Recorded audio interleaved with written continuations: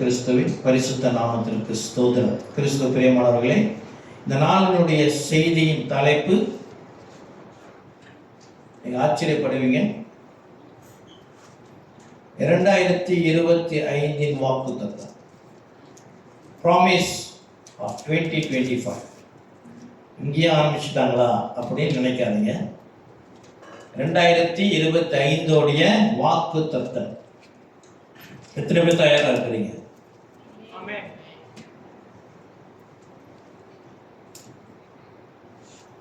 பொதுவா எத்தனை பேர் கேட்டிருக்கிறீங்க? வருடம் வாக்குத்தத்தம் மெசேஜ் எத்தனை பேர் கேட்டிருக்கிறீங்க? வேற கேட்டிருக்கிறீங்க. ஓகே, நான் முன்ன டைம் இருக்கும் கேட்பேன். இப்ப டைம் இருந்தாலும் கேட்கறது இல்லை. ஏன்னா ஏகப்பட்ட வாக்குத்தத்தம் வந்துருச்சு. சரியா? அதனால அது தப்பா இல்லை, அதில் தப்பு இல்லை. கர்த்தர் சொன்னால் சரியாக தான் இருக்கும். ஆமென்.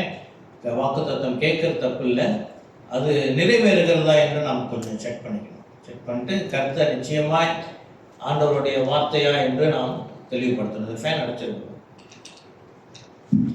சரி, மார்க்கு எழுதின சுவிசேஷம் 8வது அதிகாரம். மார்க் எழுதின சுவிசேஷம் 8வது அதிகாரம், வசனங்கள் 22 27 முடிய. இது வேதத்தில் விசேஷமா சுவிசேஷங்கள்ல சில காரியங்கள் நமக்கு விளங்காது, புரியாது.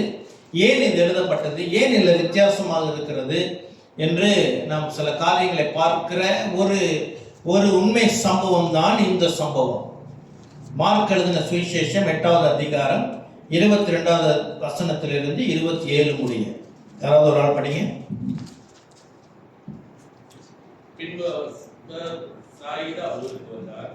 அப்பொழுது ஒரு குருடனை அழைத்துக் கொண்டு வந்து அவனை தொழும்படி அவனை வேண்டிக் கொண்டார்கள். அவர் குருடனுடைய கையை பிடித்து அவனை கிராமத்துக்கு வெளியே அழைத்து கொண்டு போய் அவன் கண்களை சுமிழ்ந்து அவன் மேல் கைகளை வைத்து எதையாகிலும் காண்கிறாயா என்று கேட்டார். அவன் ஏறிட்டு பார்த்து கடக்கிற மனுஷரை மரங்களை போல் காண்கிறேன் என்றார். பின்பு அவர் மறுபடியும் அவன் கண்களின் மேல் கைகளை வைத்து அவனை ஏறிட்டு பார்க்கும்படி செய்தார். அப்பொழுது அவன் சுஸ்தமடைந்து யாரும் தெளிவாய் கண்டார். பின்பு அவர் அவனை நோக்கி, இக்கிராமத்தில் பிரவேசியாமலும் கிராமத்தில் இதை ஒருவரும் சொல்லாமலும் இரு என்று சொல்லி அவனை விட்டு காண்பித்தார். பின்பு இயேசுவும் அவருடைய சீசர்கள் புறப்பட்டு பிலிப்பி செகரியா பட்டணத்தை சேர்ந்த கிராமங்களுக்கு போனார்கள். வழியிலே அவர் தம்முடைய சீசரை நோக்கி, ஜனங்கள் என்னை யார் என்று சொல்கிறார்கள் என்று கேட்டார். சரி, 26 வரைக்கும் தான், 27 சொல்றேன். இது என்னன்னா, பெத்சாய்டா என்ற ஒரு பட்டணம். பெத்சாய்டா என்ற ஒரு பட்டணம். அந்த பட்டணத்தில் என்ன நடக்குது? இயேசு அங்கே போயிருக்கும் பொழுது ஒரு குருடனுக்கு சுகம் கிடைக்க வேண்டும், பார்வை கிடைக்க வேண்டும் என்று சொல்லி சிலர் என்ன செய்யறாங்க? குருடனை இயேசு கிறிஸ்துவிடம் கொண்டு வந்து சுகம் வேண்டும் என்று கேட்கிறாங்க. இயேசு என்ன செய்கிறார்? அந்த பட்டணத்திலிருந்து அந்த குருடனை கையை பிடித்து அந்த பட்டணத்திலிருந்து வெளியே கொண்டு போறார். அங்கிருந்து வெளியே கொண்டுட்டு போகிறார். வெளியே கொண்டு போகும்பொழுது அந்த நாட்களில் பட்டணங்களுக்கு ஒரு பார்டர் இருக்கும். இன்றும் உண்டு, ஆனால் நமக்கு சரியா தெரியாது. இப்போ நம்மளுடைய கிளைன் ஜெயாவோட பார்டர் எது அப்படின்னா நம்ம கொஞ்சம் யோசிப்போம், எங்க ஆரம்பிக்கிறது எங்க முடியுது அப்படின்னு. சரி, கிளைன் ஜெயா ஒரு முடிய சொல்லிடலாம். பண்ணமரம் எங்க ஆரம்பிக்கிறது எங்க முடியுது அப்படின்னா நமக்கு கொஞ்சம் தடுமாற்றம் தான். நம்ம தேசங்கள்ல அது கொஞ்சம் குறைவு. அதோட எல்லைகள் குறிப்பிடப்படுகிறது சற்று குறைவு. ஆனால் அந்த நாட்கள் அப்படி இல்லை. அந்த நாட்களில் எல்லை கல் வைக்க வேண்டும், எல்லை கல்லை நகர்த்தாதே அப்படின்னு ஆண்டவர் கட்டளையே உண்டு. வாசிச்சிருப்போம் நம்ம. அப்ப சில எல்லைகள் குறிக்கப்பட்டிருக்கும். அப்படி என்றால் இந்த பெத்சாய்டா என்ற இந்த பட்டணம் அல்லது கிராமம், இங்கிலீஷ்ல டவுன் என்று போட்டிருக்கிறது, தமிழ்ல கிராமம் என்று போட்டிருக்கிறது. எதுவாக இருந்தாலும் அது ஒரு குடியிருக்கிற ஒரு ஜனக்கூட்டம் வாழுகிற ஒரு இடம். சரியா? அங்கிருந்து ஆண்டவர் பெத்சாய்டாவிலிருந்து வெளியே கொண்டுட்டு போகிறார். வெளியே கொண்டுட்டு போய் அவனுடைய கண்களிலே உமிழ் நீர், அந்த எச்சல் இருக்கு இல்லையா, அதை கண்ணில் அவர் பூசி என்ன செய்கிறார்? தொட்டு, இப்போ உனக்கு பார்வை கிடைக்கிறதா, பார்க்கறாயா என்று கேட்ட உடனே அவன் பார்க்கறான். நடக்கிற ஜனங்கள், மனிதர்கள் மரங்களை போல இருக்கிறார்கள் என்று சொல்லி அவன் சொல்லும் பொழுது இயேசு நசரேயன் மறுபடியும் அவனை தொட்டு சுகம் கொடுத்தோன்னே அவனுக்கு தெளிவான பார்வை வருகிறது. இதுதான் சம்பவம். சரியா? இப்ப நம்ம இதுல என்னத்தை பார்க்க போகிறோம்? முக்கியமான முதல் பாயிண்ட் என்னன்னு சொன்னா பெத்சாய்டா. why it is பெத்சாய்டா? பெத்சாய்டா என்ற ஏன் பெத்சாய்டா சம்பவம்? சரியா? பெத்சாய்டா என்றால் என்ன அர்த்தம் அப்படி என்றால் house of fishing or fisherman அல்லது ஹண்டர்ஸ், அதாவது மீன் பிடிக்கிறவர்களுடைய வீடு அல்லது வேட்டையாடுகிறவர்களுடைய வீடு அப்படி என்று அர்த்தம். இந்த பெத்சாய்டாக்கு அர்த்தம் என்னவென்றால் fishermen's house, house of fishing அப்படின்னு சொல்லலாம், ஹவுஸ் ஆஃப் ஹண்டிங், வேட்டையாடுறாங்க இல்லையா. அப்போ இந்த பேர்லயே நமக்கு தெரியுது பெத்சாய்டால யார் என்ன மாதிரி ஜனங்கள் வாழ்வாங்க? மீனவர்களும் வேட்டையாடுகிறவர்களும் வாழுகிற ஒரு இடம். சரியா? இந்த பெத்சாய்டால தான் பேதுரு, அவருடைய தம்பி அந்திரேயா, அப்புறம் பிலிப் இவர்கள் 3 பேருடைய பிறப்பிடம், அவங்களோட ஹோம் டவுன் பெத்சாய்டா. சரியா? இந்த பெத்சாய்டா பேர்லாம் நமக்கு படிச்சிருப்போம். இந்த மாதிரி பிரசங்கம் அது மாதிரி கொஞ்சம் ஆராய்ச்சி பண்ணும் போது தான் நம்ம அப்படின்னா என்ன அப்படின்னு சொல்லி நம்ம பார்க்கணும். இந்த பெத்சாய்டா எங்க இருக்குது என்று சொன்னால் கலிலேயா கடல் இருக்கு இல்லையா, கலிலேயா கடல் இருக்கு இல்லையா, கலிலேயா கடல்ல மேல, மேலனா நார்த், நார்த்னா தமிழ்ல கிழக்கா, வடக்கு, வடக்குல சைட்ல இருக்கு. கரெக்டா மேல இல்ல, நார்த் சைட்ல இருக்கு. ஓகேயா? இதெல்லாம் நமக்கு வேத ஆராய்ச்சி செஞ்சுன்னு சொன்னா இதெல்லாம் ரொம்ப யூஸ்ஃபுல்லா இருக்கும். சரியா? நம்ம அப்படிதான் போயிட்டு இருக்கிறோம் இல்லையா, சபை நம்ம பிரீச்சிங்கெல்லாம் அப்படி இருக்கோம். நம்ம சபை எல்லாரும் வளரணும். நீங்க யாராவது சந்திச்சீங்கன்னா யாராவது பெத்சாய்டா அப்படின்னாங்கன்னா உங்களுக்கு தெரியணும் பெத்சாய்டா என்றால் என்ன. அப்ப பெத்சாய்டால முக்கியமான 3 அற்புதங்களை கர்த்தர் செய்திருக்கிறார், இயேசு செய்திருக்கார். ஒன்று இந்த குருடன் சுகமானது, இன்னொன்று 5000 ஆண்கள் போஷிக்கப்பட்டார்கள் இல்லையா, 5 அப்பமும் 2 மீனும். இது பெத்சாய்டால தான் நடந்தது. சரியா? அப்புறம் இன்னொன்று முக்கியமான அதிசயம் அற்புதம் என்னவென்றால் கடலிலே இயேசு நடந்தது. இவங்க பெத்சாய்டாக்கு போகும்போது தான் இயேசு கடல்ல நடந்து வரார். அந்த அங்க போய் சேர்ந்துடுறாங்க. கரெக்ட். இந்த 3 பிரதான அற்புதங்கள் பெத்சாய்டால நடந்தது. இப்ப என்னோட கேள்வி என்னன்னா, பெத்சாய்டால ஒரு மனுஷனை கூட்டிட்டு வராங்க, ஆனா இயேசு என்ன செய்யறாரு? அவர் பெத்சாய்டால இருந்து வெளியே கொண்டு போகிறார். இதை கவனிச்சிருக்கும் தானே? ஏன்? யாராவது சொல்லுங்க ஏன்?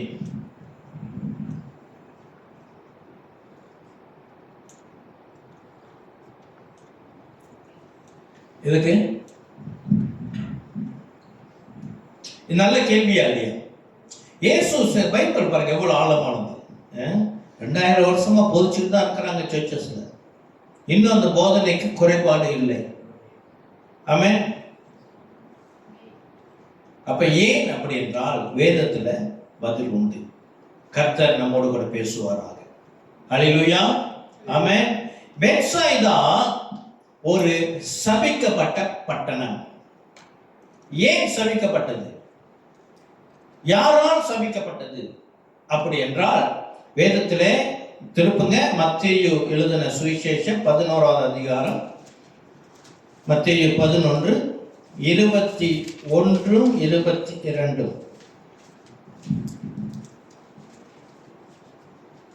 கொராசீனே உனக்கு ஐயோ, பெத்சாய்தாவே உனக்கு ஐயோ, உங்களில் செய்யப்பட்ட பலத்த செய்திகள் தீருவிலும் சீதோனிலும் செய்யப்பட்டிருந்தனால் அப்பொழுது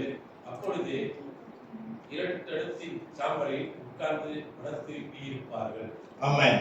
22 வாசிங்க. நியாயத்திற்கு நாளிலே நேரிடுவதை பார்க்கிறோம், தீருவுக்கும் சீதோனுக்கும் நேரிடுவது இலகுவா இருக்கும் என்று உங்களுக்கு சொல்கிறேன். என்னவா? கொரசினே என்றால் அது ஒரு பட்டணம். கொரசின் அது இந்த கலிலேயா கடலுக்கு இன்னொரு பேரும் கெனரசெட் அப்படின்வாங்க. அதோடு ஒட்டி இருக்கிற நாடு பகுதிகள் தான் இது. அப்போ அங்கே 2 நாடுகளை பட்டணங்களை குறித்து, நாடுகள் அல்ல பட்டணங்களை குறித்து இயேசு சொல்கிறார். அதில் ஒரு பட்டணத்துக்கு பேர் கோரேசேன், இன்னொரு பட்டணம் பேர் பெத்சாய்தா. இந்த பெத்சாய்தா ஆண்டவர் சொல்கிறார், இது ஆண்டவர் என்ன செய்யறாரு, அதுக்கு ஒரு சாபமாக அது மாறுகிறது. என்னவா, உங்களில் செய்யப்பட்ட பலத்த செய்கைகள் தீருவிலும் சீதோனிலும் செய்யப்பட்டிருந்ததனால். தீரு என்றால் என்ன, சீதோன் என்றால் என்ன அப்படின்னா, பழைய ஏற்பாட்டு நாட்கள்ல தீரு நாடு அது முற்றிலும் அழிக்கப்பட்டு போகிறது. சீதோன் என்ற நாடும் கர்த்தருடைய கோபாக்கினைக்கு இணங்கிய ஒரு நாடு. இப்ப இதுல இன்னும் சில நாடுகள் பட்டியலில் வரும். மற்ற இடத்துல ஆண்டவர் சொல்லுவார் என்ன பட்டணம் என்றால் சோதோம் கொமோரா. இதெல்லாம் கர்த்தருடைய கோபாக்கினையை கண்ட நாடுகள். ஆமென். இப்ப கர்த்தர் எருசலேமுக்கு இஸ்ரவேலுக்கு மட்டும்தான் தேவன் அப்படின்னா இல்லை, முழு உலகத்துக்கும் அவர் தேவனாக இருக்கிறார். ஆமென். அப்போ மற்ற தேவனை அறியாத ஜனங்கள், தேவனை அறியாத நாடுகள், அவர்கள் சொந்த வழிபாடுகளை செய்திருந்தாலும் கர்த்தருக்கென்று ஒரு நீதி இருக்கிறது. அந்த நீதி அவருடைய இருதயத்தில் எழுதியிருக்கிறது. அந்த நியாயப்பிரமாணம், லா, கர்த்தர் என்று ஒரு சட்டத்தை வச்சிருக்கிறார், லா இருக்குது. அது மனிதர்களுடைய இருதயத்தில் எழுதப்பட்டிருக்கிறது. நல்ல ஒரு மனிதன் கர்த்தரை அறியவில்லை. அவன் மனதில் கர்த்தர் நியாயப்பிரமாணத்தை எழுதி வைத்து விட்டான். அதனாலதான் அவனுக்கு தெரியுது எது நன்மை, எது நல்லது, எது கெட்டது என்று அவனுக்கு தெரிகிறது. சரியா? அவன் வேறு தெய்வங்களை வழிபடுகிறது என்பது அது பிசாசனுடைய தந்திரம். பிசாசு என்ன செய்யறான், இவனை வஞ்சித்து இவனை வேறு தெய்வத்தை வழிபட செய்கிறான். ஆனால் தேவன் நீதி மனிதனுக்குள்ளாக இருக்கிற. அதனாலதான் சொல்லுவாங்க எல்லா மதத்திலையும் நல்லதுதானே சொல்றாங்க அப்படின்னு இந்த உலகத்திலே சொல் வழக்கம் உண்டு. கிறிஸ்து பிரியமானவர்களே, அது மேட்டர் இல்லை. இப்ப இந்த சீதோன், தீரு, அப்புறம் யோனா ஒரு இடத்துக்கு போனார். எந்த ஒரு இது, நினிவே பட்டணம், சோதம் கொமோரா, இது எல்லாத்திலும் சரித்திரத்துல தேவனுடைய கோபாக்கினை இறங்கி வந்தது. சோதம் கொமோராவில் தேவனுடைய கோபாக்கினை இறங்கி வந்தது, இட்ஸ் பீன் ரெக்கார்டட். ஆனா இந்த தீரு, நினிவே இந்த பட்டணங்கள்ல இறங்கி வந்தது சரித்திர குறிப்பு. நம்ம போய் படிச்சு பார்த்தோம்னா தெரியும், இந்த தேசங்களிலேயும் தேவனுடைய கோபாக்கினை இறங்கினது. ஏன் இறங்கினது என்றால் அவர்கள் வேறு மதத்தை, வேறு தெய்வங்களை வணங்கி இருந்தாலும் மனிதனுக்குள்ளாக எழுதப்பட்ட அந்த பேசிக் நீதி அவர்களிடம் இல்லை. பேசிக் நீதி அவர்கள் இதயத்தில் இல்லை. இன்னொரு பட்டணம் நான் ஏற்கனவே சொல்லியிருக்கிறேன். அந்த சவுல் ராஜாவை கொண்டு சாமுவேல் சவுல் ராஜா சொல்ற, நீ போய் இந்த பட்டணத்தை நீ அழிச்சிக்குவான்னு. எனக்கு பேர் மறதியா இருக்கு அந்த பட்டணம். அந்த பட்டணத்தோட எக்ஸிஸ்டன்ஸ், அந்த பட்டணம் அழிக்கப்பட்டதற்கான ஆதாரம் இல்லை. அந்த பட்டணம் எங்க இருந்துச்சுன்னு சொல்லி ஆதாரம் இல்லை. ஆகியனாலே வேதத்தில் குறிக்கப்பட்டது தவறு என்று வேத ஆராய்ச்சியாளர்களும் உலக ஆர்கியாலஜிஸ்டும் நம்பிக்கொண்டிருந்தாங்க. ஆனா சமீபத்துலனா ஒரு 5 வருடத்துக்குள்ளாக ஒரு சம்பவம் நடந்தது. பாலைவனத்தில் நடந்து சென்றிருந்த ஒரு மனிதன் காலில் என்னமோ தட்டுப்படுகிறது என்று பார்க்கும் பொழுது ஏதோ ஒரு ஏன்ஷியன், அந்த பழைய காலத்தில் இருக்கிற ஏதோ ஒரு பொருள் அவன் காலில் தட்டுப்பட்டு, இது அவங்க குறிப்பிட்ட நபர்கிட்ட கொடுக்கும் பொழுது அவங்க பார்த்தா இது ஏன்ஷியன் ஆர்கியாலஜிஸ்ட் சம்பந்தப்பட்ட ஒரு பொருள் என்று சொல்லி கண்டுபிடித்து அந்த இடத்தை நோண்டி எடுக்கும் பொழுது அங்கு ஒரு பட்டணத்தை கண்டுபிடித்தார்கள். அந்த பட்டணம் தான் சவுல் போய் அழித்த அந்த பட்டணம். அது உண்மை.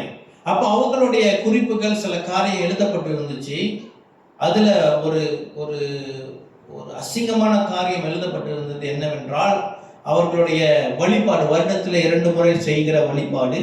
அந்த வழிபாடுகள் என்ன செய்வாங்களாம், அவங்க என்ன நம்பினாங்க என்றால், அவர்கள் நம்பின ஒரு காரியம், மிருகங்கள் ஒரு வல்லமை உண்டு. மிருகத்துக்கு, எல்லா மிருகத்துக்கும் ஒரு தெய்வீக வல்லமை உண்டு என்று அவர்கள் நம்பி இந்த வருடத்தில் 2 முறை அந்த வழிபாடில் என்ன செய்வார்கள் என்றால், பெற்றோர் ஆணும் பெண்ணும் இவர் என்ன செய்வார்கள், அந்த வழிபாடு அன்று இந்த மிருகங்களோடு கூட உடல் உறவு கொள்வார்கள்.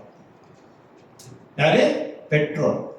உடல் உறவு கொண்டு உடனே அன்றே அப்பொழுதே அப்படியே பெற்றோர் ஆணும் பெண்ணும் அவர்களுடைய பிள்ளைகளோடு உடல் உறவு கொள்வார்கள். இது எவ்வளவு ஒரு அருவருப்பு!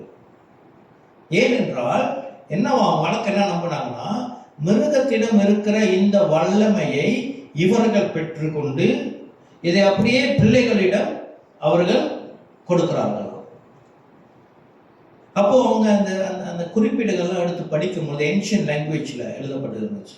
அதை எடுத்து படிக்கும் போது அதில் போட்டிருக்குது சில அவர்கள் கடந்து போன சில பிரச்சனைகள் என்னவென்று அவங்க பார்க்கும் பொழுது அதில் எழுதப்பட்ட காரியம், இவர்களுக்கு இந்தந்த மாதிரி நோய்கள் இருந்தது, இந்தந்த மாதிரி நோய்களுடைய சரீரம் பாதிக்கப்பட்டது என்று வாசிக்கும் பொழுது டாக்டர் சொல்கிறாங்க இதெல்லாம் எய்ட்ஸோட இன்னொன்று இடி நினைக்கிறேன், அது ஒரு நோய், அது இந்த செக்ஷுவல் நோய் தான், இதோடைய சிம்டம்ஸ் என்று சொல்கிறாங்க.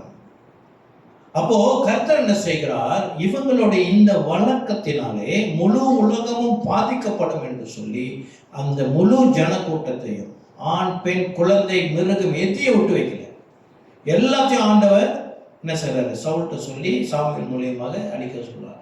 சவுலும் என்ன செய்கிறான், அவன் நல்ல மிருகங்கள் நல்ல ஆடு மாடுகள் கொளுத்த ஆடு மாடுகளை கொண்டு வந்தான்.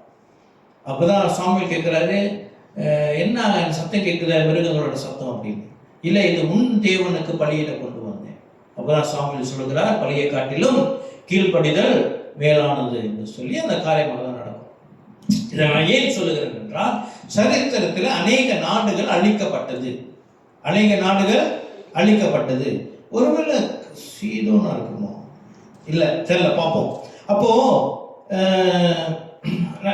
நான் இங்க வாசிச்சோம் இல்லையா, சீதோன் என்று சொல்லி தீருவிலும் சீதோனிலும் செய்யப்பட்டிருந்தால் ஒருவேளை சீதோனா இருக்கலாம். அப்ப சொன்ன காரியம் could be, இங்கிலீஷ்ல என்ன போட்டிருக்கு, சீதோனா மேபி இருக்கலாம், எனக்கு தெரியல. இப்ப இயேசு என்ன சொல்றாரு, பெத்சாய்தா நாட்டை பார்த்து ஒன்று சொல்றாரு, பட்டணத்தை பார்த்து சொல்றாரு, ஓ மத்தியில நான் அநேக அற்புதங்களை செய்தேன் அல்லவா, இந்த அற்புதங்களை இந்த சீதோன்ல நான் செய்திருந்தேன்.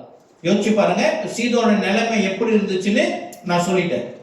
அந்த கேவலமான அந்த நாட்டுல போய் இயேசு இந்த அற்புதங்களை செய்திருந்தால் அவங்க என்ன செஞ்சிருப்பாங்களா, மனம் திரும்பி இருப்பாங்களாம். வித்தியாசம் பார்க்க முடியுதா? பெத்சாய்தா எங்க இருக்குது, இஸ்ரவேல் உள்ளுக்கு இருக்குது, தேவன் கொடுத்த நாடு, தேவன் வழிபடுகிற ஜனங்கள். இவங்க மத்தியில் இயேசு கிறிஸ்து போய் அற்புதத்தை செய்கிறார், இவருக்கு என்ன செய்யலையா, மனம் திரும்பலையா.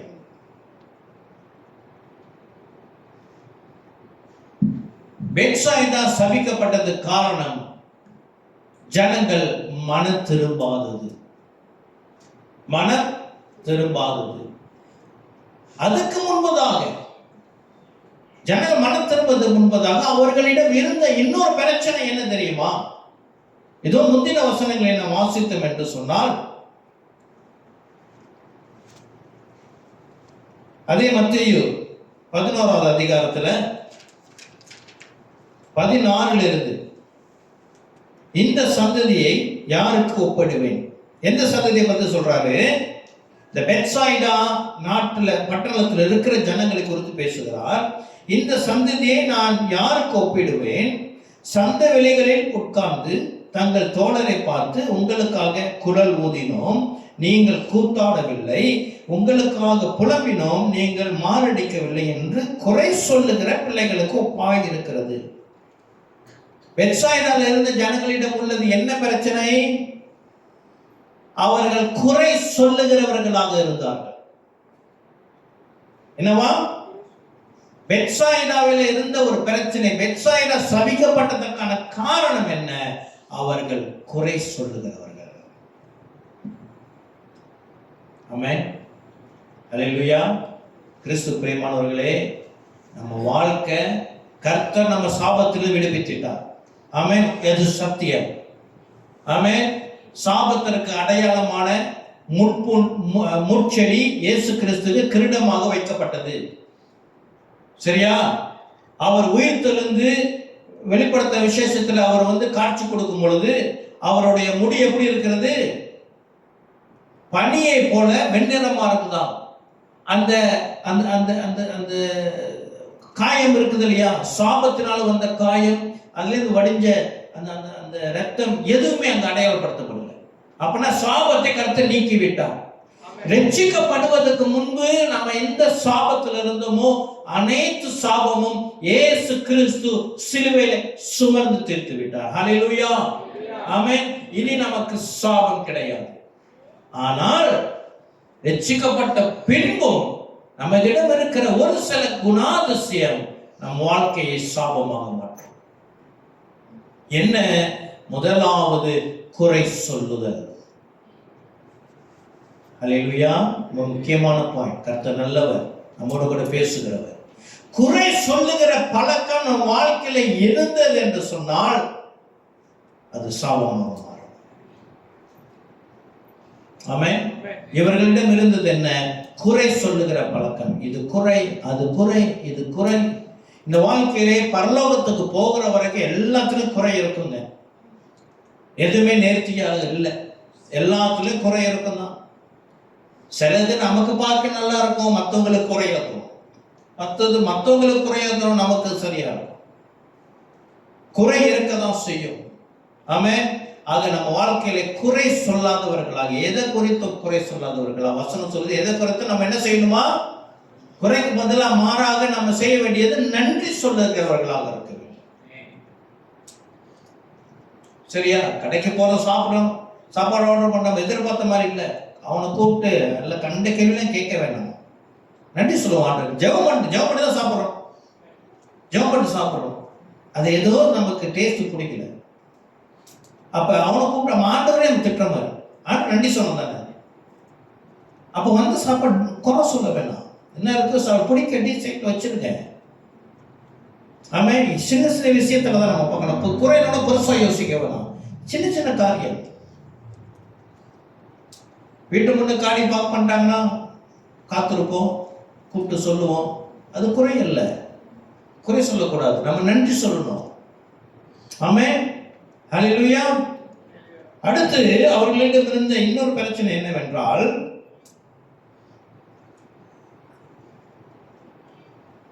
யோவான் 18வது வசனம். எப்படி எனில், யோவான் போஜனம் பண்ணாதவனாய் வந்தான், அதற்கு அவர்கள் அவன் பிசாசு குடித்திருக்கிறவன் என்றார்கள். மனுஷகுமாரன் போஜனபானம் பண்ணுகிறவராய் வந்தார், அதற்கு அவர்கள் இதோ போஜன பிரியனும் மதுபானம் பிரியனுமான மனுஷன், ஆயக்காரருக்கும் பாவிக்கும் சிநேகிதன் என்றார்கள். ஆனாலும் ஞானமானது அது பிள்ளைகளால் நீதி உள்ளது என்று ஒப்புக்கொள்ளப்படும் என்றார். என்னவென்றால், எது வந்தாலும் அதுல குறையை கண்டுபிடிக்கிறது. என்னது? குறையை கண்டுபிடிக்கிறது. முதல் என்னன்னா குறை சொல்லுகிறது, குறை சொல்லுகிறது. இன்னொன்று என்னன்னா குறையை பார்த்து சாக்கு போக்கு சொல்றது. இதே இல்ல, இதுல வேணாங்க, இதுல இது பிரச்சனை பாருங்க என்ன பண்றாங்கன்னு. சரி வேணாங்க, இந்த பக்கம் வாங்கல, இங்க வந்தா இங்க ஒரு காரியத்தை பார்க்கறது. யோவான் சொன்னாங்க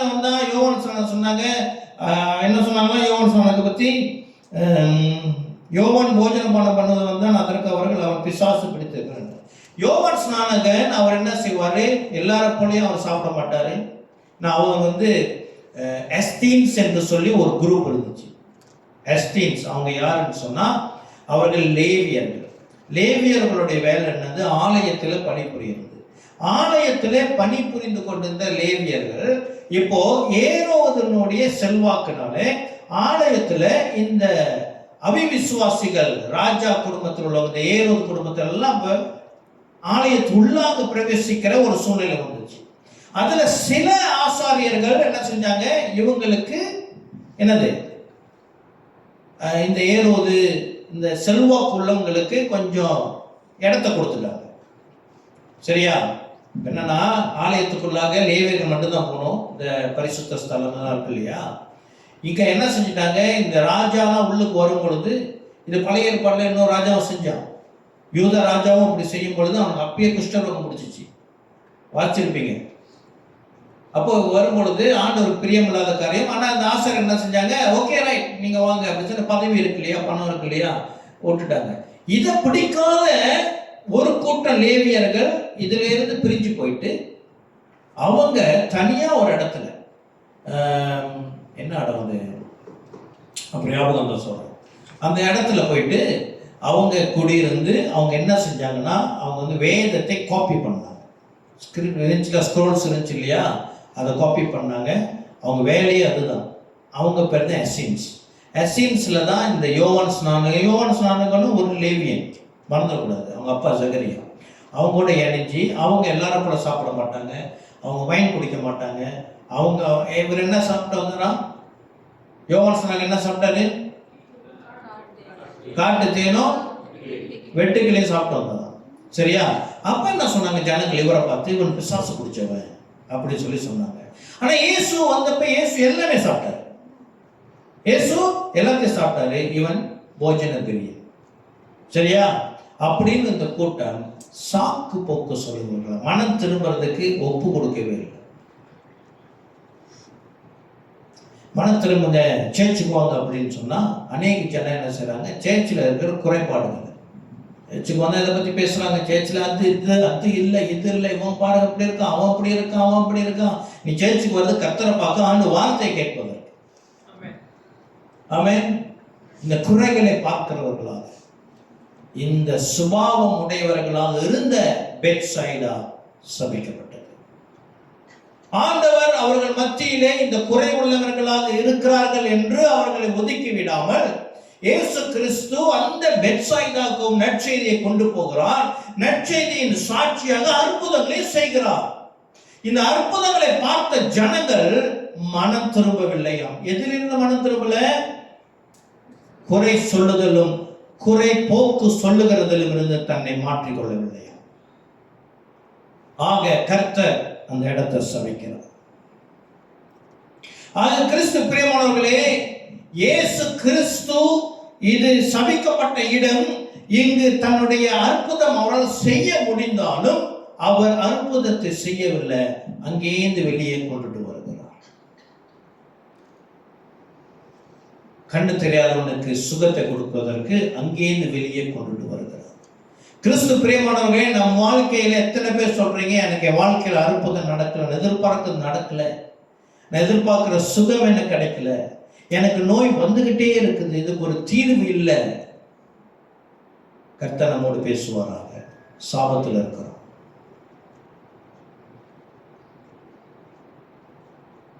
நம்ம வாழ்ந்து கொண்டு இருக்கிறது பெத்சைதாவா அல்லது எருசலேமா? ஒருவேளை தலைப்பாச்சு நடந்திருக்கோம். வாழ்ந்து கொண்டு இருக்கிறது பெத்சைதாவா அல்லது எருசலேமா? ஒருவேளை நமக்கு 2024 பெத்சைதாவாக இருந்திருக்கலாம், 2025 எருசலேமாக மாறட்டும். ஹல்லேலூயா. 2025 எருசலேம் சாதா எருசலேம் அல்ல, புதிய எருசலேம். ஹல்லேலூயா. கர்த்தர் நல்லவர், நம்மோடு கூட பேசுகிறார். ஆமென். ஆக கிறிஸ்து பிரியமானவர்களே, நம்முடைய வாழ்க்கை இன்னும் பெத்சைதாவில் இருக்கிறது என்று சொன்னால், நாம் இன்னும் குறை சொல்லுகிறவர்களாக இருக்கிறோம் என்று சொன்னால், அற்புதங்களை கண்டு மனம் திரும்பாதவர்களாக இருக்கிறோம் என்று சொன்னால், பல காரியத்தில் நாம் மனம் திரும்பாதவர்களாக இருக்கிறோம் என்று சொன்னால், இயேசு நினைத்தாலும் நம் வாழ்க்கையில் அற்புதம் நடக்காது. நீ வெளியே வா, பெத்சைதாவிலிருந்து வெளியே கொண்டு போகிறவர் கர்த்தர். அதுதான் செய்து கொண்டிருக்கிறார். இந்த எச்சரிப்பின் செய்தி, கர்த்தர் குருடனை கைப்பிடித்து கொண்டு சென்றது அதே செய்தி, இந்த நாளினுடைய எச்சரிப்பின் செய்தி. ஆமென். கர்த்தர் நல்லவர். அடுத்து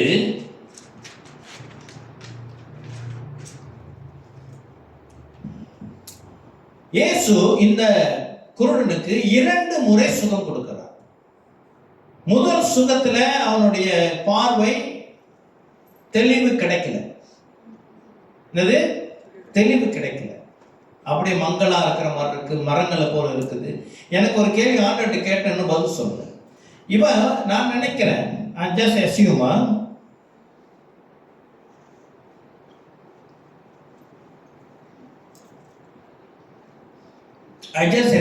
என்னன்னா இவன் பிறவி குருடனா இருக்க வாய்ப்பு இருந்திருக்காது. இவன் பிறவி குருடனா இருந்திருக்க வாய்ப்பு கிடையாது. இவனுக்கு ஏற்கனவே பார்வை இருந்திருக்கணும், அதுக்கு மேல பார்வை போயிருக்கணும் நான் நினைக்கிறேன். ஏன்னா ஆண்டவர் கேட்கிறேன், எதையாச்சும் பார்க்கிறையா அப்படின்றால் அவன் சொல்றான், நடக்கிற மனிதர்களை பார்க்கிறேன், அவர்கள் மரங்களை போல இருக்கிறார்கள். இவனுக்கு மரம் எப்படி இருக்குன்னு எப்படி தெரிஞ்சிருக்கும்? பிறவி குருடனா இருந்திருந்தா மரம் எப்படி இருக்குன்னு இவனுக்கு எப்படி தெரிஞ்சிருக்கும்? சரியா? அதான் ஆண்டவர்கிட்ட கேட்கிறேன், சொல்லிக் கொடுங்க, புரியல அப்படின்னு. கண்டிப்பாக சொல்லிக் கொடுப்பார். ஒரு நாள் வரும், அது ஒரு ஆள் சத்தியம் இருக்கும், கண்டிப்பாக வெளிப்படுத்துவார். இப்போதைக்கு நான் நினைக்கிறேன் இவன் பிறவி குருடனா இருக்க வாய்ப்பு இல்லை. சரியா? இப்போ என்னன்னா, ஏன் 2 முறை சுகம் கிடைத்தது? 2வது முறை ஏன் 2 முறை இயேசு உனக்கு சுகம் கொடுக்க வேண்டும் அப்படி என்றால், முதலாவது சம்பவம் என்ன நடக்குதுன்னா, பின்பு அவர் பெத்சாய்தா ஊருக்கு வந்தார். அப்பொழுது ஒரு குருடனை அவரிடத்தில் கொண்டு வந்து அவனை தொடும்படி அவரை வேண்டிக் கொண்டார்கள். ஒரு குருடன் இருக்கிறான், கொஞ்சம் பேர் அவனை கூட்டிட்டு வந்து இயேசுவிடம் கொடுத்து இவருக்கு சுகம் கொடுங்கன்னு கேட்கிறான். நல்ல காரியம் செஞ்சாங்க. இவனுக்கு கண்ணு தெரியாது, வாய் பேசுமா பேசாத. இவன் ஊமை என்று போடவில்லை. அப்போ இயேசுவிடம் சுகம் வேண்டும் என்றால் இவன் கேட்டிருக்கணுமா? கூட உள்ளவங்க கூட்டிட்டு வந்தாங்க, சரி, பார்வை இல்லை, கைப்பிடிச்சு கூட்டிட்டு வந்தாங்க. கேட்க வேண்டியது யாரோட பொறுப்பு? அவனோட பொறுப்பு. கேட்டானா? கேட்கவில்லை. அவன் கேட்கவில்லை. அப்ப இயேசு என்ன செய்யறாரு? இவனிடம் விசுவாச குறைவு உண்டு. முதலாவது இவனுக்கு அவன் மேலே அவனுக்கு அக்கறை இருக்கிற மாதிரி தெரியல. ஏன்னா பல இடத்துல நம்ம பார்க்கிறோம், குருடன் இயேசு பேரை கேட்ட உடனே கத்தி கூப்பிடுறான், தாவீதின் மகனே, தாவீதின் குமாரனே என்று கத்தி கூப்பிட்டு அவங்களுக்கு ஒரு ஆவல் சுகம் அடையணும், அவனுக்கு ஒரு ஆவல் சுகம் அடையணும்னு சொல்லி. ஆனா இவனுக்கும் இல்லை. இங்க சமீபத்தில் இந்தியாவில் நடந்த உண்மை சம்பவம் எங்க லெக்சர் எனக்கு சொன்னார். என்ன என்றால், ஒரு குருடன் கண்ணு தெரியாதவனுக்கு என்ன செஞ்சாங்களா, ட்ரீட்மெண்ட் கொடுத்தாங்க. ட்ரீட்மெண்ட் கொடுத்து ஆப்ரேஷன்லாம் பண்ணி புது கண்ணெல்லாம் வச்சு 3 நாளைக்கு கண்ணில் எதுவுமே படக்கூடாது என்று சொல்லி பேண்டேஜ்லாம் சுற்றிட்டாங்க. இது சொன்னேன், அது இன்னும் பைபிள் ஸ்டடியில் சொன்ன மாதிரி ஆகும் இருக்கு. சுற்றிட்டாங்க. 3வது நாள் பேண்டேஜை துறக்கிறாங்க, அவனுக்கு பார்வை இல்லை. டாக்டர் என்ன செஞ்சாரோ, அவனுக்கு பெரிய 2 அறை கொடுத்தாரு. சொர்வனி அறை. ஏன் தெரியுமா? பேண்டேஜ் போட்டோன்னே இவன் கண்ணு கசக்கிட்டான். என்ன காரணம் கேட்டா, அவன் சொன்னானா, உண்மை நடந்த சம்பவம், எனக்கு இவ்வளவு நாளா கண்ணு இல்லை, நான் எந்த வேலையும் செய்ய தேவையில்லை, எனக்கு எல்லாம் கொடுக்கப்பட்டுச்சு, எனக்கு பணம் கொடுக்கப்பட்டுச்சு, எனக்கு இடம் கொடுக்கப்பட்டுச்சு, சாப்பாடு கொடுக்கப்பட்டுச்சு, கண்ணு வந்துருச்சுன்னா இதெல்லாம் நான் சொந்தமாக உழைக்கணும், எனக்கு இந்த கண்ணு வேணும். உண்மை நடந்த சம்பவம். இவன் ஒருவேளை அந்த கேட்டகரியா இல்லையான்னு தெரியல எனக்கு. ஆனா சம்பவத்தை பார்க்கும்போது இவனுக்கே சுகம் பெற்றுக்கொள்ள ஒரு ஆவல் இருந்ததா? ஏன்னா இவன் பசங்க நிக்கிற ஊமையா நிக்கிறான், பேச முடியுமா இல்லையா? கண்ணுதானே தெரியாது. சொந்தத்துக்கு அக்கறை இல்லாத நிலை. ஏன் தெரியுமா சொந்தத்துக்கு அக்கறை இல்லை? ஏன்னா கூட அவனுக்குன்னு பேசுவதற்கு ஆள் இருக்கிறாங்க. பில்லி கிராஹாம் தெரியுமா? Americas Godfather. அவருடைய நண்பர் பில்லி கிராஹாம் இறந்த உடனே அவர் நண்பர் ரட்சிக்கப்பட்டார். இவ்வளவு ரட்சிக்கப்படல, வெரி குட் க்ளோஸ் ஃப்ரெண்ட். பில்லி கிராஹாம் இறந்ததுக்கு அப்புறம் அவரோட ஆண்டு ஏற்றுக்கொள்றான் அப்படின்னு. ஏன்னு கேட்டாங்கன்னா, இல்லை இவர் உயிரோடு இருக்கிற வரைக்கும் எனக்கா ஜெபம் பண்ணிக்கிட்டு இருந்தாரு, இது எனக்கு ஜெபம் பண்ண யாரும் இல்லை, ஸோ வழியில் நானும் ஏற்றுக்கொள்றேன். புரியுதா? கூட ஆள் ஜெபிக்கிறதுக்குன்னு ஆள் இருக்கிற வரைக்கும் சில ஜந்து அசையாது.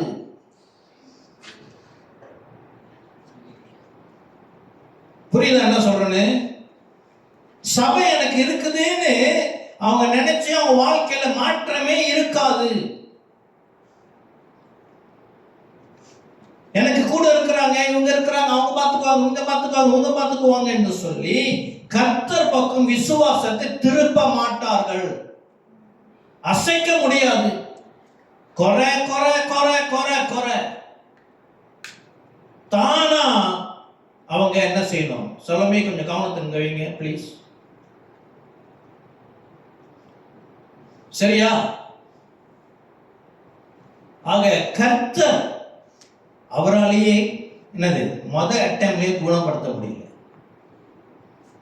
இதையே சொல்ல இது சம்பவத்தை பார்த்து சில பேர் இதை வச்சே வாக்குவாதம் பண்ணலாம். ஏன் ஆண்டவர் ஒரு தடவை சுகம் கொடுக்க முடியலையா? நீ ஆண்டவர் தான் பார்க்கறவன பாரு, கொண்டுட்டு வந்து நிற்கணும். அப்படியே ஒரு வார்த்தை சொல்லல. கூட வரவங்க கூடவங்களுக்கு ஜெபத்துக்கு ஆண்டு நம்ம ஜெபிக்கிற ஜெபத்துக்கு கர்த்தர் செய்வார், நிச்சயமா செய்வார். நம்ம ஜெபிக்கிற ஜெபத்துக்கு யாருக்காவது கொண்டாடி கொண்டு இருக்கிறோம், அவங்களுக்கு சுகம் கொடுக்கலன்னு சொன்னா, சுகம் கிடைக்கல, அவங்களுக்கு காரியம் வாய்க்க பண்ணலன்னா we must question them again. நம்ம ஒருத்தவங்களுக்காக ஜெபிக்கிறது ஒரு புறம், ரெண்டாவது அவங்க நம்ம கர்த்தருக்குள்ள நடத்துறது மிக முக்கியமானது. ஆமென். இப்போ இவனை கொண்டு வந்துட்டாங்க. ஆண்டவர் என்ன செய்யறாரு? ஆண்டவர் இரக்கம் உள்ளவர் தானே, எல்லாருக்கும் இறக்குகிற கர்த்தர். இப்ப என்ன செய்யறது? ஆண்டவர் சொல்றாரு, பெத்சாயிதா என்னால ஒன்றும் செய்ய முடியாது, நீ போடா அப்படின்னு தள்ளி விடல. ஆண்டவர் அங்கேயே அவனை கூட்டிட்டு வர்றார். சூழ்நிலையை பார்த்து ஆண்டவர் நமக்கு இறக்குகிறவர் அல்ல, அவர் இரக்கம் பேர் இறக்கம். ஆமென். எல்லா சூழ்நிலையும் நமக்காக இறங்குவார். மேட்டர் என்னது? நம்ம ஆண்டவரிடம் ஒப்பு கொடுக்கப்படணும். ஆண்டவர் கையில நம்ம வாழ்க்கை போச்சு, ஹல்லேலூயா, அது விடுதலை. ஆமென். நம்ம கிட்ட விடுதலை கிடைக்கலையா, நம்ம ஆராய்ச்சி பார்ப்போம் நம்ம வாழ்க்கை யார் கையில இருக்குது. அதனால தான் இன்னைக்கு கர்த்தர் ஆவியானவர் தூண்டினதுனால இந்த மொபைல் போனை நம்ம இன்னைக்கு பரிசுத்தப்படுத்தணும். கிறிஸ்து பிரியமான அநேகருடைய வாழ்க்கை கெட்டு போறதே இந்த மொபைல் போன். இது சத்தியம். ஆமென். இப்போ ஆண்டவர்கிட்ட கொண்டு வராங்க. ஆண்டவர் கை பிடிச்சி வெளியே கொண்டுட்டு போறாரு. ஆண்டவர் என்ன செய்யறாரு? அவன்கிட்ட இருக்கிற அவிசுவாசத்தை எடுக்கிறார். எப்படி எடுக்கிறாருன்னா, அவனுக்கு முதல் சுகத்தை கொடுத்துட்டு, சுகத்தை கொடுத்து ஏதாச்சும் தெரியுதா பார்க்க சொல்றாரு. இப்ப பாருங்க, பின்பு அவர் 24 அவன் 23 படிக்கிறான். அவர் குருடனை கையை பிடித்து அவனை கிராமத்துக்கு வெளியே அழைத்து கொண்டு போய் அவன் கண்களில் உமிழ்ந்து அவன் மேல் கைகளை வைத்து எதையாகிலும் காண்கிறாயா என்று கேட்டார். இப்போ நல்லா பாருங்க, இங்க பாருங்க, என்ன பாருங்க, இயேசு நிற்கிறாரு, இயேசு சுகம் கொடுக்கிறாரு. இப்ப நீங்க வாங்கல, நீங்க வாங்கல.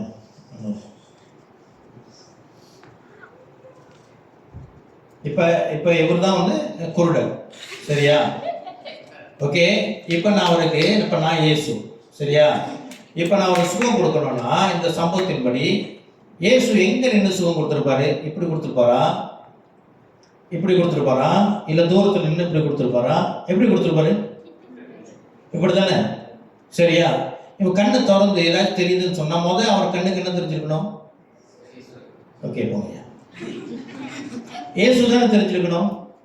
கொஞ்சம் யோசிப்போம். வேதத்தை இப்படி படிக்கணும். பழைய நம்ம யோசிக்கணும். யார் தெரிஞ்சிருக்கணும்? இவங்களுக்கு என்ன தெரிஞ்சிச்சு? நடக்கிற மனிதர்கள். பக்கத்துல இயேசுவை பார்க்கலையா? அவிசுவாசம். யார் எனக்கு சுகம் கொடுத்தது? யாருக்கு அந்த மனுஷன்? என் கண்ணு தெரியுது, மங்களா தெரிஞ்சாலும் never mind, I can see who is that. யார் அந்த இயேசு? இவன் பார்க்கல.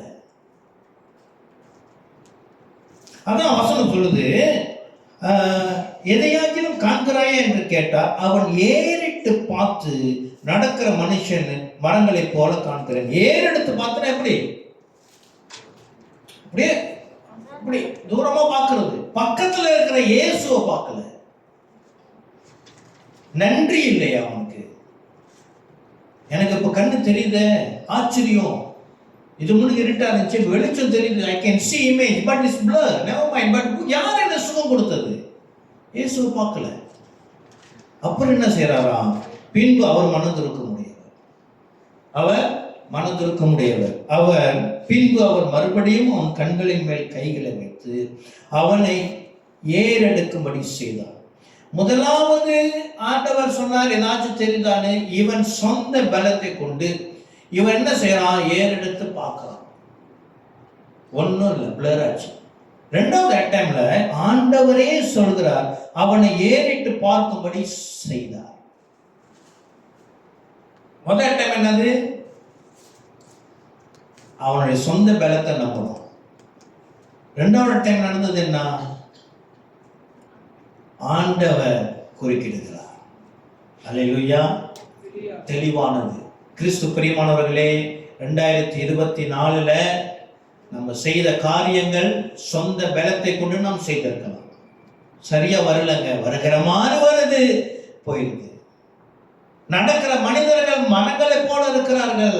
எனக்கு தெளிவு இல்லை, என் வாழ்க்கையில தெளிவு இல்லை, நான் ஏறிட்டு பார்த்தேன் இல்லை. இப்போ இயேசு குறுக்கிட்டால் அது தெளிவடையும். 2025 இதோ மனம் திரும்பின பெத்சாய்தா ஜனங்களே, கர்த்தர் வாழ்க்கையை மாற்றுவார். அது புது எருசலேமாக மாறும். அல்லேலூயா. அதோட சீக்கிரம் என்ன, மனம் திரும்பணும்.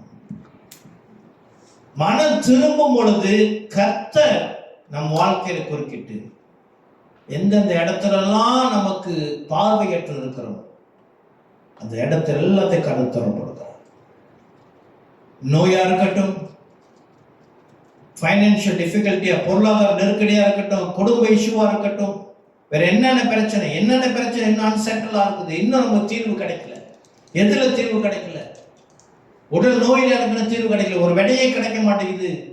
இதோ என்னுடைய பொருளாதார சூழ்நிலை மாறவே இல்லை, உறவுகள், குடும்பத்துல உறவு பிரச்சனை தீரவே மாட்டேங்குது, பிசினஸ் எனக்கு கைகூட்டி வரவே மாட்டேங்குது, வேலை இடத்துல பிரச்சனை, எந்த இடத்துல பிரச்சனை, வெப்சைட்டால இருந்து வெளியே வருவோம். கர்த்தர் அவருடைய கரம் நம்ம மேல வைப்பார், சுகத்தை கொடுப்பார். அல்லேலூயா. கர்த்தர் நல்லவர். அடுத்து இன்னொரு முக்கியமான காரியம் உண்டு.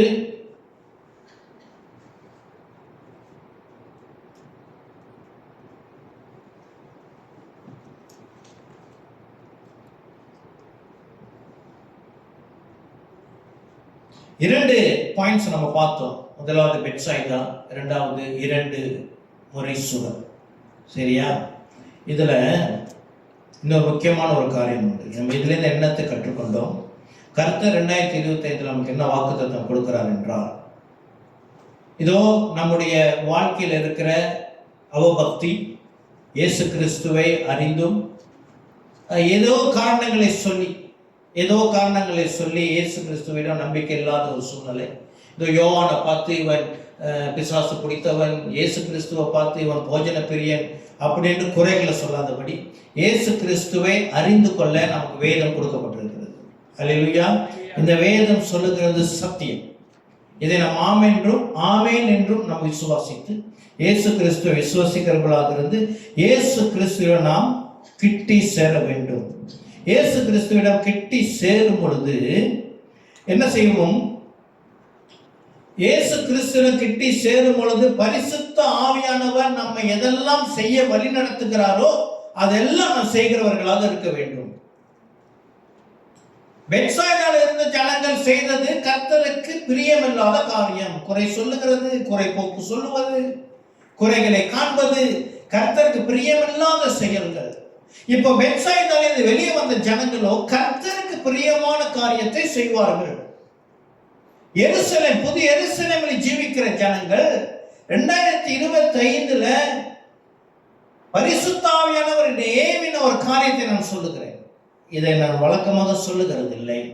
இருந்தாலும் இன்று பரிசுத்த ஆவியானவர் ஏவினதுனால பரிசுத்த ஆவியானவர் 2025 நாம் ஏவுகிற முக்கியமான ஒரு காரியத்தை நாம் சபையினர் செய்ய வேண்டும். மல்கியா 3:9-12.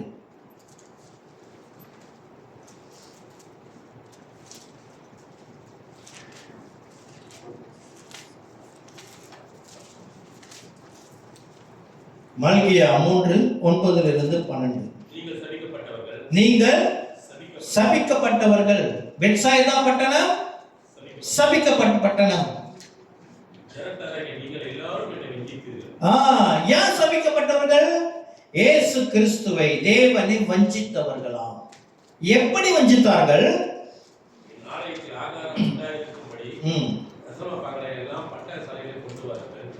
அப்பொழுது நான் வானத்தில் பல கனிகளை திறந்து இடம் கொள்ளாமல் போக மட்டும் உங்கள் ஆசீர்வாதத்தில் வசிக்க மாட்டேன் என்று அதனால என்னை சோதித்து பாருங்கள் என்று சேனைகள் கர்த்தர் சொல்கிறார்.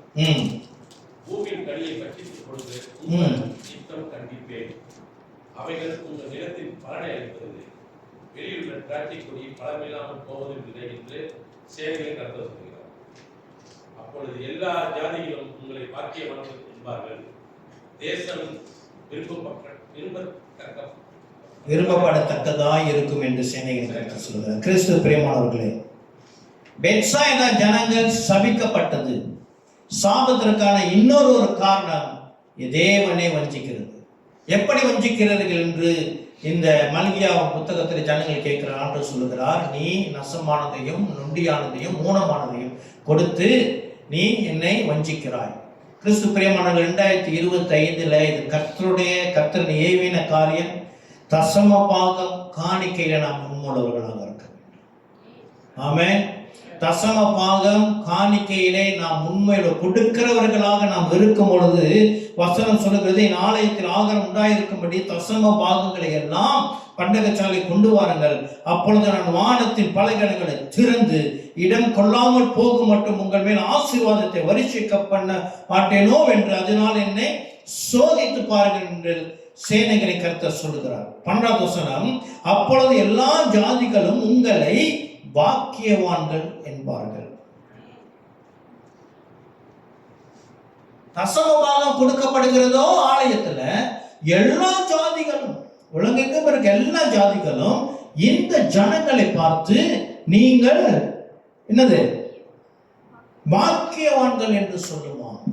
கர்த்தருடைய மகிமை அவர்கள் காண்பார்கள். ஆமென். அதுதான் ஆகாய் 2:14 சொல்லுகிறது. ஜலம் என்னது எடுத்தவங்க படிங்க. ஆகாய் 2:14.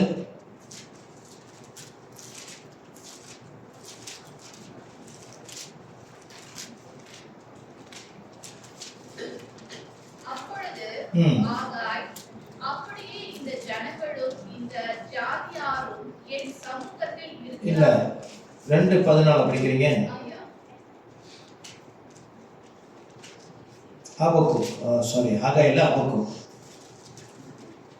ஹபக்குக் 2:14. சமுத்திரம் ஜலத்தினால் நிறைந்திருக்கிறது போல பூமி கர்த்தருடைய மகிமை அறிகிற அறிவினால் நிறைந்திருக்கும். ஹல்லேலூயா. இது நம்முடைய வாக்குத்தத்தம். பூமி கர்த்தருடைய மகிமையை அறிகிற நாட்களில் வாழ்ந்து கொண்டிருக்கிறோம். எப்படி ஜனங்கள் கர்த்தருடைய மகிமையை அறிந்து கொள்வார்கள்? மல்கியா 2:12. பார்க்கிற ஜாதிகள் பார்க்கிற ஜாதிகள் சொல்லுவார்கள், என்னது இவர்கள் பாக்கியம். கர்த்தர்களை ஆசீர்வதிக்கிறார். பொருளாதார ஆசீர்வாதம் மாத்திரமல்ல, நோ, அது மாத்திரமல்ல, அது ஒன்று, அது ஒரு சின்ன சைட்ல இருக்கும். ஆனால் கர்த்தர் ஜனங்கள் நம்மை பார்க்கிறவர்கள் கர்த்தரை பார்க்க போகிறார்கள். கர்த்தர் அன்பை பார்க்க போகிறார்கள். கர்த்தர் உயர்த்துகிற உயர்வை பார்க்க போகிறார்கள். ஆமென். கர்த்தர் நம் கரத்தை கொண்டு சுகத்தை கொடுக்க போகிறார். இது ஆமென். நம்ம ஜெபிக்கிறவர்கள் சுகத்தினால் எழுந்து நிற்க போகிறார்கள். கர்த்தர் செய்வார். கர்த்தர் மகிமை நாம் பார்க்கிற நாட்கள் நாம் கூடி வந்திருக்கிறோம். பிசாசுகள் அடங்கிட்டு ஓட போகிறது. ஹல்லேலூயா. கர்த்தர் நம்மை வல்லமையாய் பயன்படுத்த போகிறார். இது சத்தியம். ஆமென். ஹல்லேலூயா. இன்னும் ஒன்று கடைசியாக,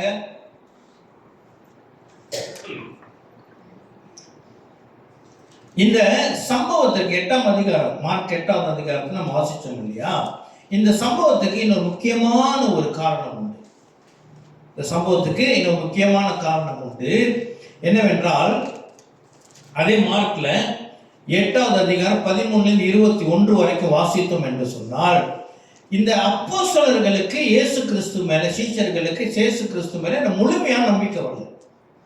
இப்பதான் 4000 பேருக்கு அப்பத்தை சாப்பிட்றபடி பெருகுனுச்சு. வாசிச்சோம் என்றால் 4000 பேரு என்ன செஞ்சாங்க? அப்பமும் மீனும் பெருகுனுச்சு. எல்லாருக்கும் பெருகி 7 கூடைகள் பேலன்ஸ் எடுத்தாங்க. சாப்பிட்டு மிச்சம் போன 7 கூடையில சாப்பாடு எடுத்தாங்க. அவ்வளவு தூரத்துக்கு ஆண்டவர் அற்புதம் செய்தார். இருந்தும் இவங்க என்ன செய்யறாங்க? போட்ல வரும்போது இவங்கள்ட்ட ஒரே ஒரு அப்பம் தான் இருக்குது. அப்ப என்ன சொல்லிட்டு வராங்க, இயேசு இந்த பரிசேயர்களுடைய புளித்த மாவை பற்றி பேசும் பொழுது, நம்ம அப்பம் கொண்டு வரல, அதை பற்றி பேசி இருக்கிறாங்க அப்படின்னு. இவங்க மண்டையில ஏறல. 5000 பேர் சாப்பிட்டாங்க, 4000 பேர் சாப்பிட்டாங்க. இதெல்லாம் பார்த்தவங்க இயேசு கூட இருந்தோம், ஐயோ அப்பத்தை கொண்டு வரலையே அப்படின்னு சொல்லி யோசிக்க ஆரம்பிக்கும் பொழுது இயேசுக்கு சரியான கோபம் வந்துச்சு. அதனால அவர் சொல்றாரு, 20 நான் வாசிக்கிறேன். நான் 7 அப்பங்களை 4000 பேருக்கு பங்கிட்ட போது மீதியான துணிக்கைகளை எத்தனை கூடைகள் எடுத்தீர்கள் என்று கேட்டார். 7 என்றார்கள். அப்படியானால் நீங்கள் உனதால் இருக்கிறது எப்படி என்றார். யோசிச்சு பார்ப்போம், இயேசு எப்படி கேட்டிருப்பாரு? தமிழ் அழகா எழுதியிருக்கல, எப்படி கேட்டிருப்பாரு? நீங்கள் உணராது இருப்பது எப்படி அப்படியே கேட்டிருப்பாரு. மரமட்டைகள் அவங்களுக்கு இன்னும் புரியல கேட்டிருப்பாரா இல்லையா? தேங்காய் மண்டைங்க, ஏதோ ஒரு மண்டை, இன்னுமா புரியல உனக்கு? எத்தனை பேர் சாப்பிட்டாங்க? 7 அப்பையா, 4000 பேர் சாப்பிட்டாங்க. இந்த ஒரு அப்பத்தை வசிச்சு கேள்வி கேட்டு இருக்கிறீங்களா? கேட்டுப்பாரா இல்லையா ஆண்டவர்? சரியா கோவம் வந்துருச்சு ஆண்டவருக்கு. அது முடிஞ்ச கேட்டு இந்த சம்பவம் நடக்குது. அவிசுவாசம். இந்த சம்பவத்துக்கு பிறகு என்ன நடக்குது அப்படின்றால், இந்த சம்பவத்துக்கு பிறகு என்ன நடக்குது? இந்த 2 சம்பவங்களுக்கு நடுவுல இந்த இந்த குருடனுடைய சம்பவம், சாண்ட்விச்னு சொல்லுவாங்க ஆங்கிலத்தில். மேல ஒரு பிரெட், கீழே ஒரு பிரெட், நடுவில் ஏதோ ஐட்டம் இருக்கு இல்லையா? இப்போ இந்த சாண்ட்விச்சை நம்ம சாப்பிடணும்னு சொன்னால் நடுவில் ஒன்றும் இல்லைன்னு சொன்னால் அந்த பிரெட்டோட ருசி நமக்கு தெரியாது. அதே போல் சாண்ட்விச்சை எடுத்து போட்டு நடுவில் இருக்கிற அந்த ஐட்டம் மட்டும் சாப்பிட்டாலும் அதோடைய டேஸ்ட் நமக்கு அது சரி வராது. அப்போ சாண்ட்விச்னு சொல்லும் பொழுது இது முழு பேசேஜை நம்ம படிக்கணும், முழு அதிகாரத்தை படிக்கும் பொழுது அதுக்கப்புறம் என்ன நடக்குது பாருங்க. 27வது வசனம். பின்பு இயேசுவும் அவருடைய சீஷரும் புறப்பட்டு பிலிப்பு செசாரியா பட்டணத்தை சேர்ந்த கிராமம். ஓகே, இந்த பிலிப்பு செசாரியா என்ற பட்டணம் நீங்க கேள்விப்பட்டிருப்பீங்க. ஸ்டடீஸ்க்காக நான் சொல்றேன். நான் சொன்ன கலிலேயா மேல கிழக்கா சொன்னாரு, வடக்கு நார்தர்னா மேல இருக்குது. நீங்க மேப் பார்த்தீங்கன்னா அது வந்து அந்த அந்த இந்த பெட்சாய்டா வந்து கலிலேயா கடலோட பீச், அதோட ஒட்டி இருக்கும் அந்த இடம். அதுலேருந்து மேலே அப்படியே மேலே போனாதான் இந்த பிலிப்பி செசாரியா பட்டணம்லாம் வருது. சரியா? இந்த மேப் பார்த்தீங்கன்னா உங்களுக்கு விளங்கும். அப்போ அவங்க இது ஏன் நான் சொல்கிறேன்னு சொன்னால், இயேசு பயணிக்கிறார், அப்படியே பட்டணமாக பயணித்துட்டு வர்றாரு. சரியா? பட்டணத்தை சேர்ந்த கிராமங்களுக்கு போனார். வழியிலே சம்பவம் நடந்துருச்சு. அந்த அவனுக்கு குருடனுக்கு சுகம் கொடுத்துட்டாரு. அவன் அந்த குருடனை திருப்பி அந்த அது பாருங்க சொல்லிடுறேன். ஆண்டவர் சொல்றாரு, கிராமத்தில் அந்த சுகம் கொடுத்துட்டாலே 2வது வாட்டி தொட்டோன்னே கண் பார்வை வந்துருச்சு. 26வது வசனம். பின்பு அவர் அவனை நோக்கி, நீ கிராமத்தில் பிரவேசியாமலும் கிராமத்தில் இதை ஒருவருக்கும் சொல்லாமலும் இரு என்று சொல்லி அவனை வீட்டிற்கு அனுப்பிவிட்டார். ஏன் அப்படி சொன்னார்னா, நீ சுகம் பெற்றுக்கொண்ட, நீ மறுபடியும் அந்த சாபத்துக்குள்ளாக போவாத, நீ மறுபடியும் அங்க போவாத, நீ போய் அவங்கள்ட்ட ஒன்றும் சொல்லாத. ஏன்னா அவனுக்கு ஏற்கனவே குறை சொல்றவனுங்க, அவனுக்கு எதுவுமே தெளிவா பார்க்க மாட்டானுங்க. எல்லாத்தையும் வேற எங்கள்ல பார்த்து கொலப்படி ஏதாச்சும் குறை சொல்லிட்டே இருப்பானுங்க. நீ இதை போய் சொன்னா ஒன்னையும் குழப்பிடுவானுங்க, ஒன்னையும் விசுவாசத்திலிருந்து பிரிச்சுப்பானுங்க. நீ மறுபடியும் பெத்சாயிதாக்கு போகாது. 2025 நம்ம மறுபடியும் பெத்சாயிதாக்குள்ள கால் வைக்கணும்.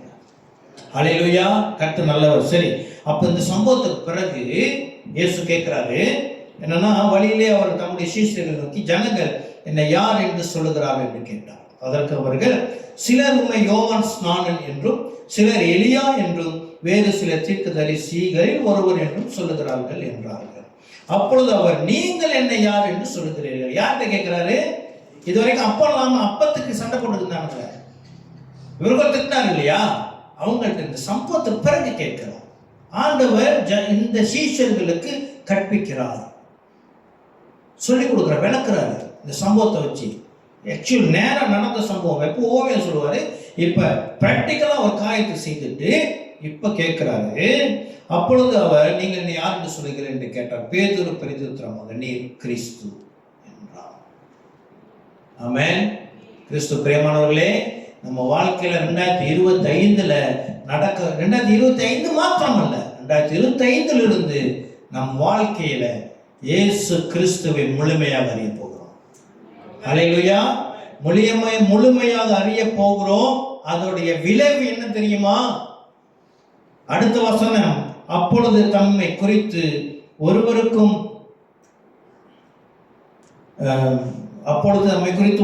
சொல்லாதபடிக்கு அவர்களுக்கு உறுதியாக கட்டளையிட்டார். அல்லாமலும் மனுஷகுமாரன் பல பாடுபட்டு மூப்பராலும் பிரதான ஆசாரியராலும் வேத பாரகராலும் ஆகாதவன் என்று தள்ளப்பட்டு கொல்லப்பட்டு 3 நாளைக்கு பின் உயிர் தெழுந்திருக்க வேண்டும் என்று அவர்களுக்கு போதிக்க தொடங்கினார். என்னன்னா, கிறிஸ்து பிரியமானவர்களே, அவிசுவாசத்தை நீக்கினார். அவர்கள் கண்கள் திறக்கப்பட்டது. இவ்வளவு நாள் இயேசு கிறிஸ்தை இந்த சீஷர்கள் எப்படி பார்த்தார்களோ என்று தெரியவில்லை. இப்பொழுது அவர் கிறிஸ்து என்று இவர்கள் அறிந்து கொண்டார்கள். இப்போ இயேசு கிறிஸ்து ரகசியங்களை பேச ஆரம்பிக்கிறார். ஆமென். அவர் வாழ்க்கையிலே அவருடைய சித்தம் என்ன என்று சீஷர்களுக்கு வெளிப்படுத்த இங்கதான் ஆரம்பிக்கிறார். இவ்வளவு நாளா பேசுது. கிறிஸ்து பிரியமானவர்களே, கர்த்தர் வாழ்க்கை, நம்மளுடைய வெட்சாயித வாழ்க்கை நம்ம வெளியெடுத்து வந்து நம்ம வாழ்க்கையில செய்ய போகிற அநேக ஆசீர்வாதங்களே ஒரு பிரதான ஆசீர்வாதம் என்ன? அவர் தன்னுடைய இருதய ரகசியங்களை நமக்கு வெளிப்படுத்த போகிறார். ஆமென். அநேக காரியங்களை வெளிப்படுத்த போகிறார். நம்ம அநேகருக்கு ஆசீர்வாதமாக இருக்க போகிறோம். ஹல்லேலூயா. எத்தனை பேர் சொல்றீங்க, கர்த்தர் என் வாழ்க்கையில புதுமையை செய்ய போகிறார்? ஹல்லேலூயா. எழுந்து நாம் ஜெபிக்க போகிறோம். ஓ ரிபா ரபா ரதன் ரபா ஷஹந்தன் ஓ ரிபா லமந்தரே. ஓ ஜீசஸ். ஹல்லேலூயா. கர்த்தர் நல்லவர், நல்ல ஆண்டவரே. இந்த நாளில் இந்த செய்தியை கொடுத்து எங்களோடு கூட பேசினதற்காக 2025 கர்த்தர் எங்கள் வாழ்க்கையில் செய்ய போகிற காரியத்திற்காக நமக்கு நன்றி செலுத்துகிறோம். உங்களுடைய கிருபை எங்களை வழி நடத்த போகிறதுக்காக நமக்கு நன்றி ஒப்பு கொடுக்கிறோம். உங்களுடைய கிருபை, உங்களுடைய ஆசீர்வாதம் எங்களுடைய பெத்சாயிதா வாழ்க்கையிலிருந்து கர்த்தர் எங்களை விடுதலையாக்கி புதிய எருசலேமுக்குள்ளாக வழிநடத்த போகிறதுக்காக நமக்கு நன்றி. இதனால வந்திருக்க நாங்கள் யாவரும் ஒப்பு கொடுக்கிறோம் ஆண்டவரே. இந்த அவிசுவாசத்தை எடுத்து போடுங்க. எங்களுடைய தேவ சந்தேகங்களை எடுத்து போடுங்க. இதோ தகப்பனை குறை சொல்லுகிற பழக்கத்தை எங்களிடம் எடுத்து போடுங்க. நாங்கள் ஒப்பு கொடுக்கிறோம். கர்த்தருக்கென்று பிரகாசிக்கிற, கர்த்தருக்கென்று வைராக்கியம் கொள்ளுகிற ஒரு ஜீவியத்தை உடையவர்களாக, இயேசுவை நாங்கள் கிறிஸ்துவாக பார்க்கிறவர்களாக கர்த்தரைகளை மாற்றும்படிக்காக ஜெபிக்கிறோம். நாங்கள் ஒப்பு கொடுத்த எங்கள் யாவர் மத்தியிலும் உடைய விசேஷ கிருபை இறங்கட்டும். கர்த்தருடைய ரகசியங்களை தெரிந்து கொள்ளுகிற, கர்த்தருடைய சித்தத்தை அறிந்து கொள்ளுகிற கிறிஸ்துவின் சிந்தை உள்ளவர்களாக இந்த வருஷத்திலே கர்த்தரைகளை மாற்றும்படிக்காக எங்கள் தாழ்த்தி ஒப்பு கொடுத்து வந்திருக்கிற பிள்ளைகளை யாவரையும் இயேசு கிறிஸ்து நாமத்தில் ஆசீர்வதித்து ஜெபிக்கிறோம். கர்த்தரைகளை நடத்தும்படிக்காக ஒப்பு கொடுக்கிறோம். இயேசு கிறிஸ்து நாமத்தில் ஏற்றுக்கொள்ளும் ஜீவனுள்ள நல்ல அப்பாவே. ஆமென், ஆமென், ஆமென்.